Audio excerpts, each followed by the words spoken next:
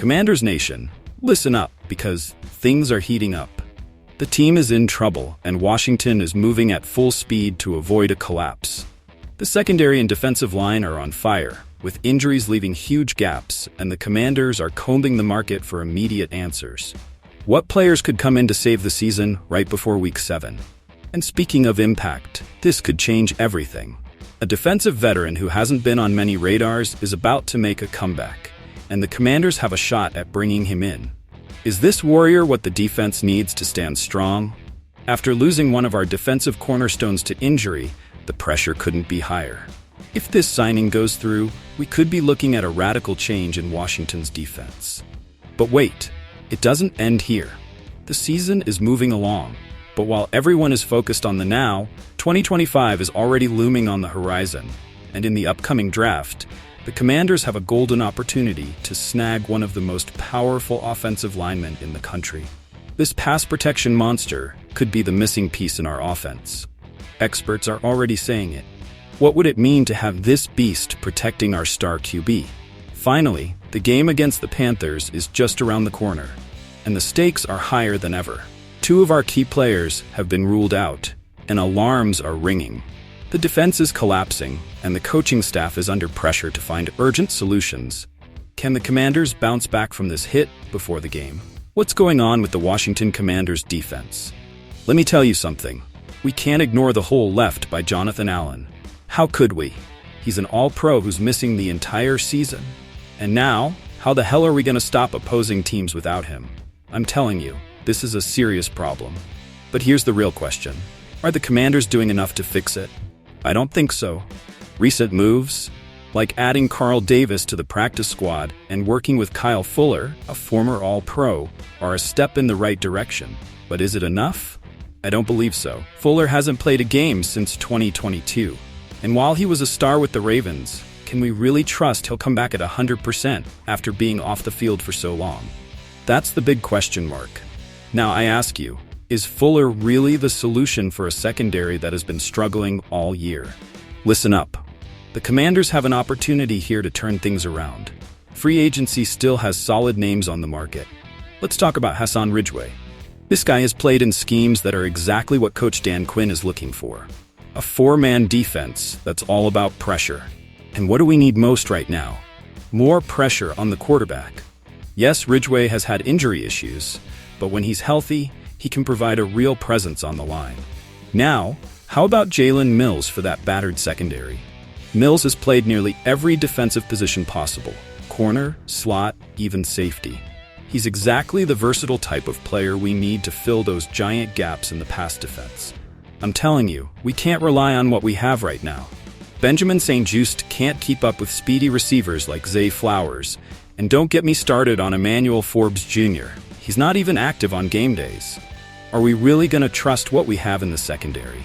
So here's my proposal, ladies and gentlemen. Why not take a gamble on these veterans? Hassan Ridgeway and Jalen Mills aren't going to be the ultimate solution to all our defensive problems. But you know what? They're a step forward. I ask you, the true fans, what would you prefer? Watching our defense crumble week after week, or taking a chance on these players who have something to prove? I say it's time to make some aggressive moves. The missing link? Listen up, Commanders Nation. We're on a hot streak, a solid 4-2 that leaves no room for doubt. But this is where I ask, are we just going to sit back and wait for everything to stay the same? No, I don't think so. I'm telling you this, if we want to maintain this level of competition, we need to keep improving, and what's coming up is crucial. Now, let's dive straight into what has us looking ahead. There's a name that's starting to gain traction in mock drafts for 2025, Kelvin Banks Jr. This kid, an offensive tackle from the University of Texas, is projected to be picked by the Commanders at the number 22 spot. And I ask you, how good is he? Well, let me tell you, he's a beast on the line. While he may not have the ideal size for a tackle, his speed and balance make him virtually impenetrable. Just imagine, he's allowed only one pressure on 202 pass protection snaps. That, my friends, is a guarantee in protecting our new star quarterback, Jayden Daniels. But here's the real question. Is Banks the piece we need to complete that offensive line? Because yes, Sam Cosmi is in top form, Tyler Biadasz and Nick Allegretti have been stellar additions, and even Brandon Coleman, though a bit inexperienced, seems to be finding his groove. But let's not kid ourselves. Andrew Wiley can't be the starter in 2025. I'm telling you, if we don't reinforce that right side of the line, we won't give Daniels the protection he needs to take us to the top. Now, I know what you're thinking. Why do we need another left tackle when we already have Coleman? Because Banks can easily adapt to the right side. This kid has the power, technique, and skill to neutralize the fastest pass rushers in the league. And let me tell you, if he's available when it's our turn in the draft, it would be a smart move to snag him. But of course, here's where I ask you, is this really the best use of our first pick? Because while we need to shore up the offensive line, we also have holes in the defense that might require priority. A cornerback or a pass rusher wouldn't be off the table, depending on what we do in free agency. So here's the ball back in your court, Commanders Nation. Should we bet on Kelvin Banks Jr. to strengthen the offensive line, or should we focus on bolstering the defense in the draft? Listen up, because tomorrow we're facing the Panthers, and we've already got 2 key players ruled out. Now I'm asking myself, how will this affect the team's performance? I'm telling you this. Tyler Owens and Dorrance Armstrong Jr. won't be available. Owens is out with that shin injury, and losing Armstrong Jr. due to a knee injury is a huge blow for our defense. And get this, as if that wasn't enough, Jonathan Allen will also be sidelined after that heartbreaking pectoral injury against the Ravens.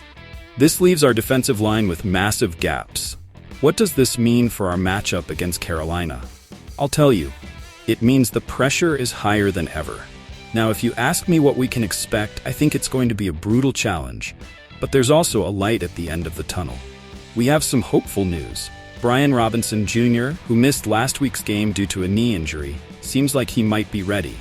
That gives us a chance to establish the ground game. And believe me, we need it.